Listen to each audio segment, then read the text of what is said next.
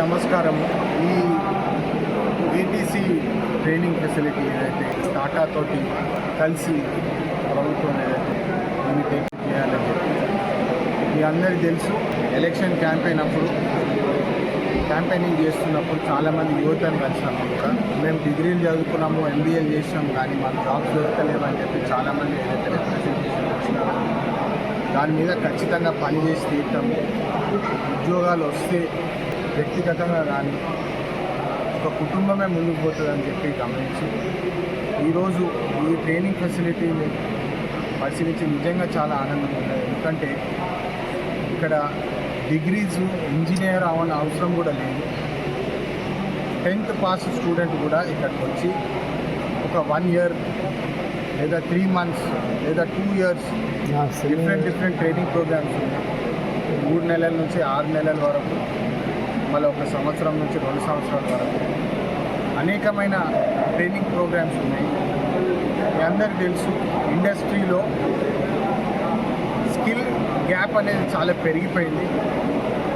Technology developments ఎంత వేగంగా ముందుకెళ్తుందో దాన్ని మ్యాచ్ చేసే స్కిల్ యువకుల్లో లేదని చెప్పి గమనించి టాటా వారు ఏదైతే ఈ ట్రైనింగ్ ఫెసిలిటీ ప్రారంభించినారో నిజంగా నేను ఇది చూసి ఆశ్చర్యమైపోయినాను. ఎందుకంటే కొత్త టెక్నాలజీస్ ఇప్పుడు మనము ఏదన్నా ఉద్యోగం వెతుక్కుంటే కూడా ఫ్యూచరిస్టిక్ మన ఇన్ డిమాండ్ ఏముంటుంది, మనం ఇంజనీరింగ్ చదివితే కూడా ఏ ఇంజనీరింగ్ బాగుంటుంది, వచ్చే కాలంలో దానికి డిమాండ్ ఏది ఎక్కువ ఉంటుంది అని చెప్పి ఆలోచించి చదువుతాము.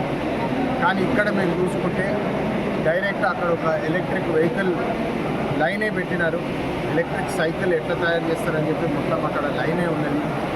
మళ్ళీ సిఎన్సి మెషిన్స్ ఉన్నాయి, లేజర్ కటింగ్ లేజర్ మెషిన్స్ ఉన్నాయి. మళ్ళీ పిఎల్సి మెషినరీ అంటే పిఎల్సి టెక్నాలజీ వాడి మెషిన్స్ ఎట్లా నడుపుతారు, ఇవన్నీ ట్రైనింగ్స్ ఇచ్చి ఇప్పుడే ప్రిన్సిపల్ గారు కూడా చెప్తున్నారు.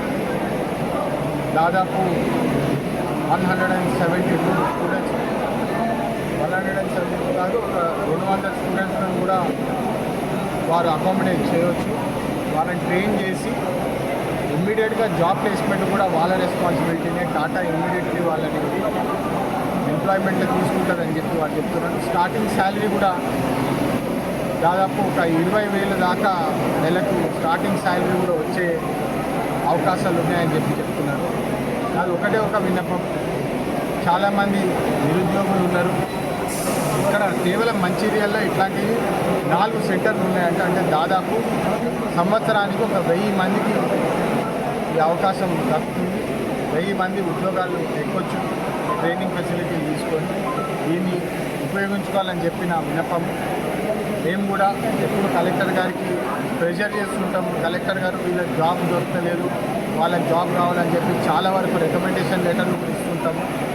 కానీ ఇక్కడ ఆపర్చునిటీ ఉన్నది. 172 స్టూడెంట్స్లో దాదాపు ఒక 100 మంది రెగ్యులర్గా రావటం లేదని చెప్పి కూడా ప్రిన్సిపల్ గారు చెప్తున్నారు. అంటే ఉచిత విద్య, ఉచిత ట్రైనింగ్ ఫెసిలిటీస్ కూడా తీసుకోవట్లేదు. అందుకని నేను యువకులందరికీ నా విన్నపము, మీరు వచ్చి ఫెసిలిటీస్ వాడుకొని